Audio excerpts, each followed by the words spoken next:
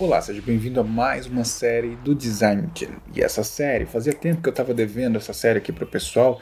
E, na verdade, essa série foi já construída, capturada há mais tempo do que vocês imaginam. Só estava aqui fechando, terminando a série de Dia a Dia dos Designers. Você já assistiu Dia a Dia dos Designers? Vai lá, dá uma procurada aqui no canal e assista, é muito boa. E eu estava devendo essa série aqui para vocês. Então, vamos começar.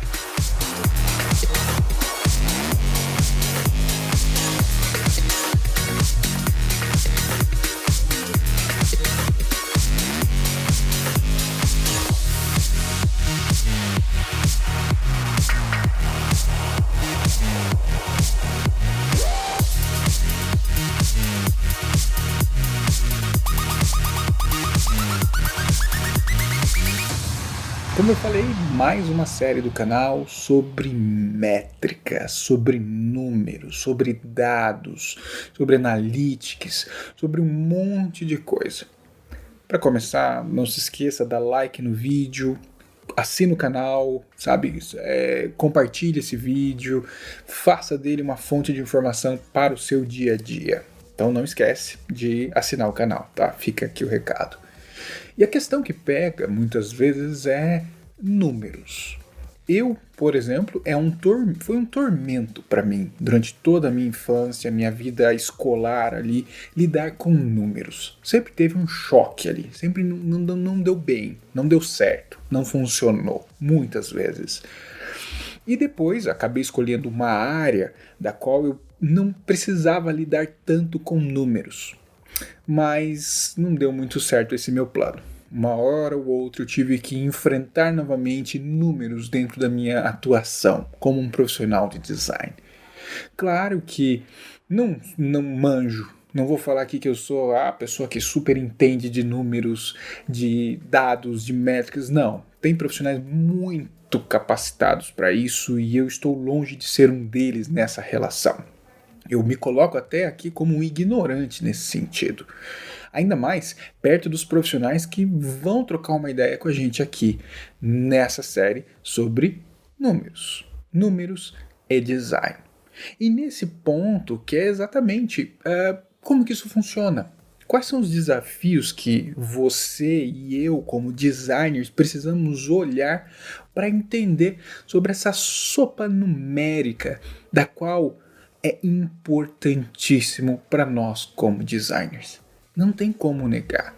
Qualquer tomada de decisão, qualquer direcionamento, qualquer visão, precisamos, como designers, enxergar através dos números algumas respostas que podem direcionar para muitas decisões que a gente tem no dia a dia. Mas então, para ajudar nossa visão e nossas necessidades e tudo aquilo que a gente sofre nessa relação de números, eu trouxe profissionais especializados no assunto, que inclusive ou têm uma relação com design, ou já trabalharam, ou estão longe, mas essa sopa de perfis diferentes para falar sobre números, sobre business intelligence, analytics, métricas, tudo isso que compõe e se conecta com o nosso dia a dia como designers, construindo produtos digitais. E claro, tem muito mito sobre isso. Tem muita coisa que é um diz que me disse, eu ouvi dizer, é assim que funciona, não é assado, achei na internet, como é que é? Quais são os maiores mitos que existem sobre esse assunto? Sobre números, métricas, analytics, inteligência de negócios. Quais são os mitos? E não só isso. Não vem só falar o mito, não. Eu também gostaria, por favor, de saber como que a gente faz para trabalhar para que esses mitos de alguma forma sejam quebrados. Então, por favor, nos ajudem, especialistas, e vamos ver a opinião deles.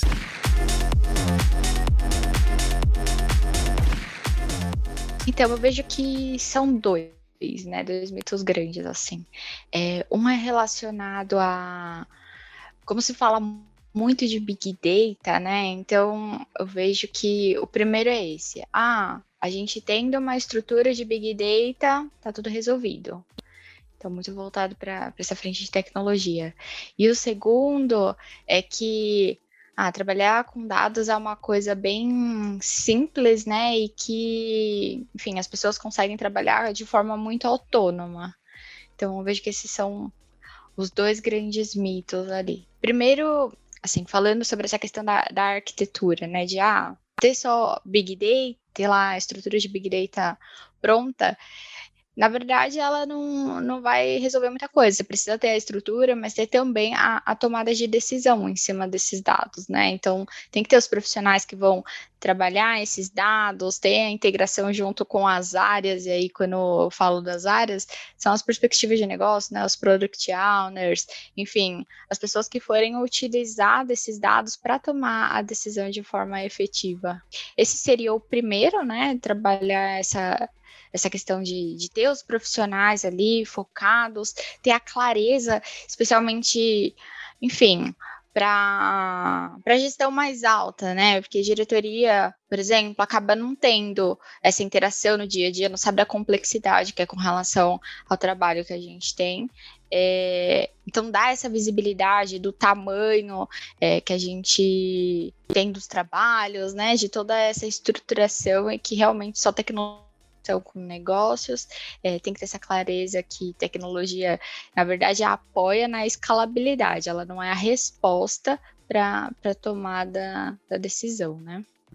E falando sobre o mito com relação a, enfim, os times têm os dados disponíveis para trabalhar de forma autônoma. Claro, com certeza, é importante, né, ter essa possibilidade para as áreas fazerem o seu trabalho de forma autônoma, né, que, enfim, o tão falado do Self-Service BI é realmente muito importante. Entretanto, para a tomada de decisão, é importante ter em mente que tem indicadores que eles são corporativos, né, então esses indicadores, eles precisam ser trabalhados numa visão única, para garantir essa unicidade do registro e as áreas não terem o problema com relação aos indicadores não baterem, né? Enfim, estão fazendo comparações completamente diferentes. Então, tem esse trabalho que precisa ser estruturado pelos times de dados para garantir essa unicidade. E, claro, trabalhar a plataforma como um todo para que também seja possível enfim, os tomadores de decisão, as pessoas que vão fazer a análise, fazerem esse trabalho, né? Com Self-Service BI, enfim, aí efetivamente trabalhar de forma autônoma.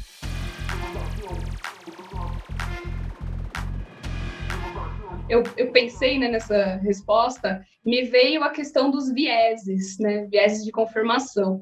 Às vezes a gente tem ali uma crença, né, que a gente só busca a resposta, né, para embasar aquilo que a gente já acredita.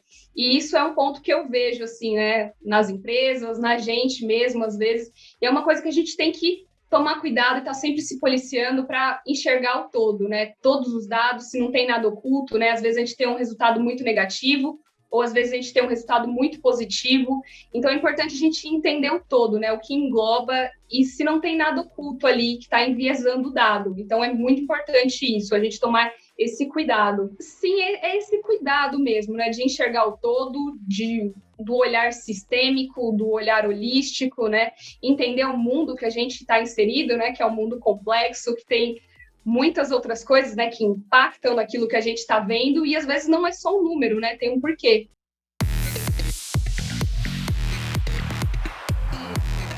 Cara, eu acho que eu vou ser um pouco polêmica em falar isso, mas também porque eu acabei de ler um livro sobre storytelling de dados.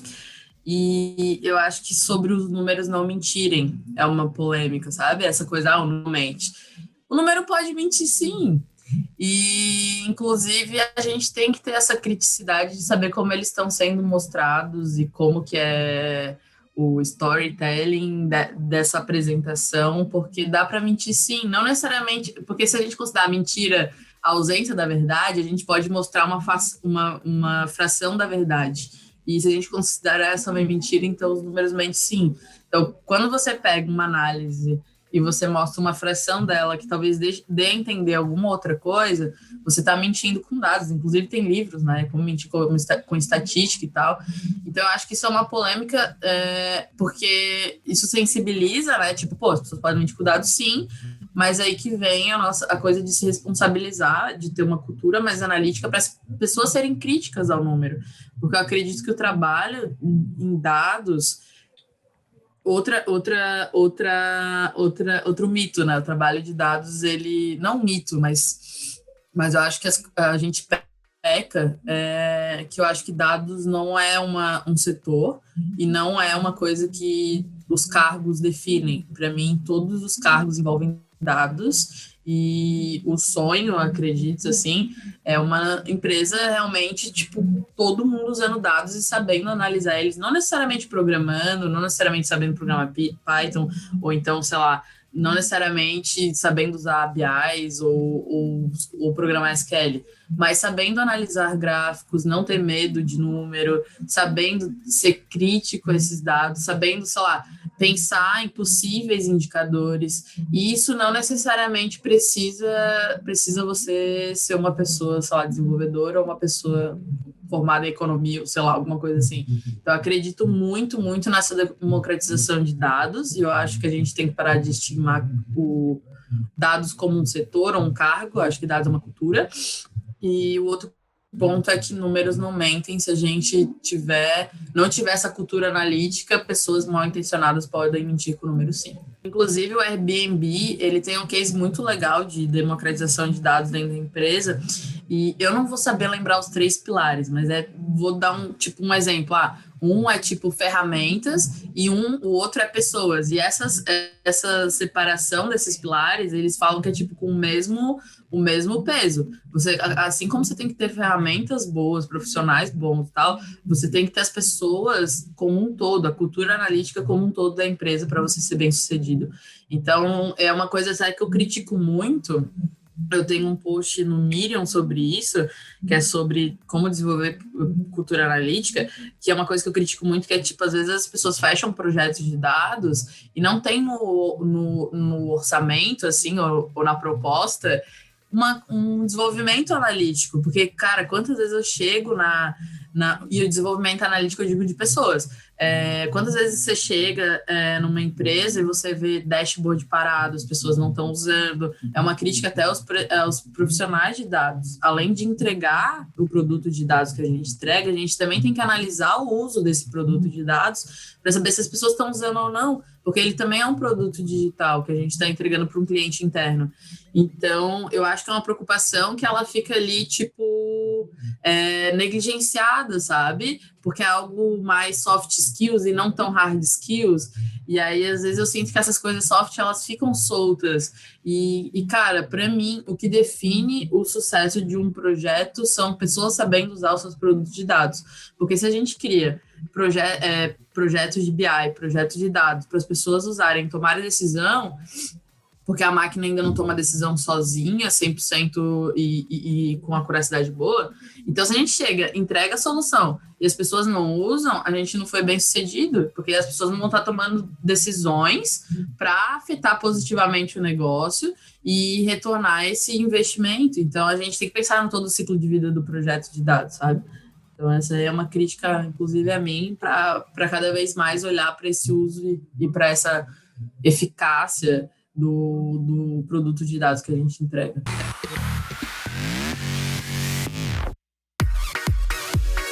Eu acho que, especialmente na nossa área, o maior mito que eu já vi, assim, e que ronda ali pelo pessoal, são as métricas de UX. Quais são as métricas de UX? E a gente vê muito os designers esperando para receber métricas de UX e eles ficam num eterno aguardo de receber isso ali na mão deles. Quais são as métricas de usabilidade, quais são as métricas que eles precisam usar, separando isso do que são as outras métricas do dia a dia. E eu entendo essa linha de pensamento, mas para mim isso é um grande mito. Eu acho que a gente precisa quebrar esse mito. As pessoas precisam entender que não existem métricas de usabilidade, não existem métricas de nada, só existem métricas. Métricas são métricas. Quando você cria uma métrica, você mede alguma coisa, ela não tem uma função determinada. Ela serve para o que a gente quiser. Então, eu acredito muito menos em métricas de usabilidade e muito mais em um olhar de usabilidade sobre as mesmas métricas que costumam ser as métricas de negócios. Então, a gente tem que pegar as métricas que, em geral, são as mesmas que negócios já acompanham. A gente está falando de tempo de uso, a gente está falando, principalmente focado no digital, né? Mas o tempo de uso, o abandono, conversão, enfim, todas essas que podem ser as mais básicas possíveis, e olhar elas com a visão e a interpretação de usabilidade. Eu acredito muito que quando a pessoa para e pensa de verdade sobre o significado que as métricas têm, ela consegue ir identificando como isso se relaciona ao comportamento das pessoas. Tudo que a gente faz pode ser mensurado, e a gente consegue tirar interpretações disso. Eu acho que se você for pensar em uma pessoa que está andando na rua, você consegue olhar e medir algumas coisas e tentar tirar conclusões sobre o que essa pessoa está fazendo. Então, você vê uma pessoa andando mais rápido na rua, você já começa a imaginar que ela está com pressa, que ela tem algum problema, tem um compromisso em breve. Se ela está indo mais devagar, você consegue tirar outras conclusões. Ou quando você chega numa plataforma de metrô e vê a plataforma cheia pela quantidade de pessoas que está lá, você automaticamente já começa a perceber que, putz, hoje o metrô pode estar com problema, ou faz tempo que o metrô não passa e deve estar chegando, o metrô vai estar mais cheio, vai estar mais vazio. E a gente automaticamente começa a reconhecer esses padrões e fazer essas medidas, mesmo que sem pensar seriamente sobre isso, e tirar as conclusões. Da mesma forma, a gente tem que fazer isso no trabalho, pensando em usabilidade, olhar para os mesmos números e tentar entender como eles podem estar impactando os nossos usuários de verdade. Eu acho que a melhor forma da gente fazer isso é fazendo discussões e trazendo exemplos constantemente. Então, a gente não pode parar de falar com os designers sobre a importância das métricas e tentar, sempre que a gente tiver algum caso de uso, seja interno da nossa empresa ou alguma coisa de mercado que seja relevante, a gente tem que levar para os usuários para eles conseguirem, de fato, tangibilizarem, né, para eles tornarem concreta aquela aplicação que você tem, e dessa forma eles começarem a perceber que é possível e tentar replicar esse tipo de comportamento.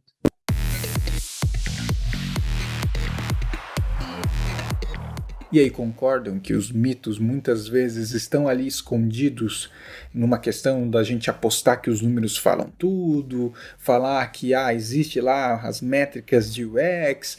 Você concorda que esses mitos existem? E, melhor ainda, das maneiras propostas por esses profissionais de como nós podemos quebrar esses mitos dentro das empresas.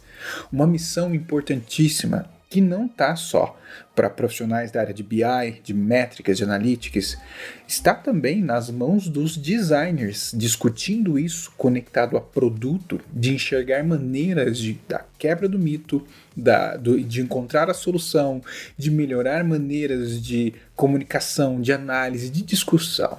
Designer, você também é responsável por isso, hein? Olha o perfil facilitador aparecendo aí. Tá aí. Esse foi, então, o nosso primeiro episódio sobre a série de números, métricas, analytics aqui dentro do canal, dentro do Design Team. O que você achou? Gostou? Dá like, então, assina o canal e não se esqueça, compartilhe esse vídeo, comente a sua opinião e eu te vejo no próximo vídeo e nos próximos vídeos aqui do canal. Um grande abraço. Tchau.